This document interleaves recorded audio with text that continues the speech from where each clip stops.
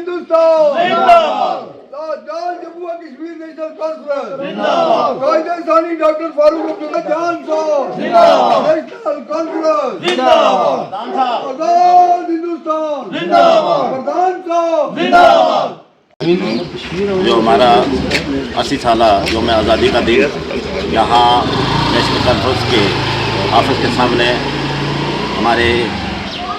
Senior रहनुमा जनाब baby Pathan साहब, राजू ठाकर साहब, जनाब जब्बार साहब, शफीक बाबा साहब, मेरे खान साहब, शम्मा जी, मैं सबका तहे दिल से शुक्रगुजार हूँ। नवीन जी, आज का जो हमारा मकसद है, जो इस वक्त पूरे हिंदुस्तान के अंदर एक आज़ादी का दिन मनाया जा रहा है, पठान साहब ने कोई बात बकाया नहीं रखी, सब आज़ार कर दिया। मैं इसी बेबी साहब के जो 80th इंडिपेंडेंस डे में सबको मुबारकबाद देता हूँ अपनी ओर से, अपनी सीनियर साथियों की तरफ से, और मैं ऊपर वाले से यही अरदास करता हूँ कि हमारे देश में अमन शांति भाईचारा बने रहे। मैं फिर अपनी पार्टी की ओर से, अपने सभी साथियों की ओर से पूरे हिंदुस्तान को, पूरे देशवासियों को और पूरे पुंछ की आवाम को मुबारकबाद पेश करता हूँ, और सेंट्रल गवर्नमेंट से ये अपील करता हूँ कि जो हमारा स्टेटस का दर्जा जो हमारे से छीना गया है वो हमें जो है बहाल होना चाहिए, क्योंकि लोगों की काफ़ी देर से जो है ये डिमांड है। मैं फिर ये अपील करता हूँ कि आज के दिन पे ये कि हमारा जो स्टेटस, जो हमारा स्पेशल स्टेटस और हमारा जो स्टेटहुड का दर्जा जो रियासत से जो छीना गया है, और हमारे से ये वादा किया गया है कि वो आपको जल्द बहाल होगा। हमें पूरी उम्मीद है कि वो हमें जल्द से जल्द बहाल होगा। शुक्रिया। आज़ादी मनाने हम जा रहे हैं। इस मौका पर जिन लोगों ने कुर्बानियाँ दी आज़ादी के लिए, मैं उनको खराज तहसीन पेश करता हूँ, और अपनी पार्टी के कायदेसानी डॉक्टर फारूक अब्दुल्ला साहब,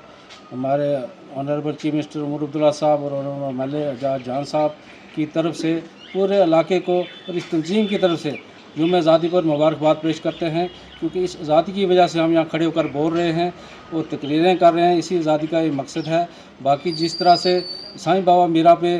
कोर्ट ने हमारे हक़ में फ़ैसला दिया है, इसी तरह से हम उम्मीद करते हैं कि नरेंद्र मोदी साहब अपनी पार्लियामेंट में हमारे स्टेटहुड के लिए ज़रूर फ़ैसला करेंगे, ताकि हम पूरी आज़ादी का मज़ा उठाएँ। और इन अल्फाज से मैं इजाज़त चाहता हूँ। चलते हाँ, बिला शक उस अरेस्ट रहे उस वक्त, और उस वक्त भी उन्होंने अपने करके लोगों को भी इो आदेश दिता कि भाई तुसी भी खामोशी दे नाल रहो, कोई नहीं स्टेटहुड मिल जाएगा। तो असी अज दे इस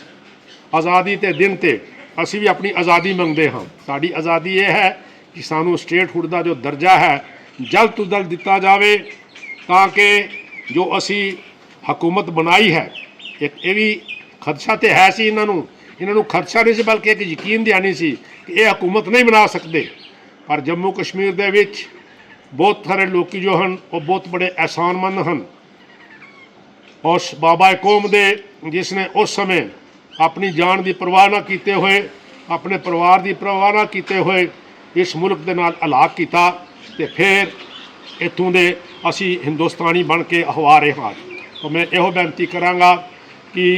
हुकूमत जल्द तो जल्द इस चीज़ पर नज़रसानी करे, सानू साड़ा स्टेटहुड दिता जाए, तां जो इत्थों का जो नौजवान है जिन्होंने बढ़ चढ़ के वोटों के विच हिस्सा लिया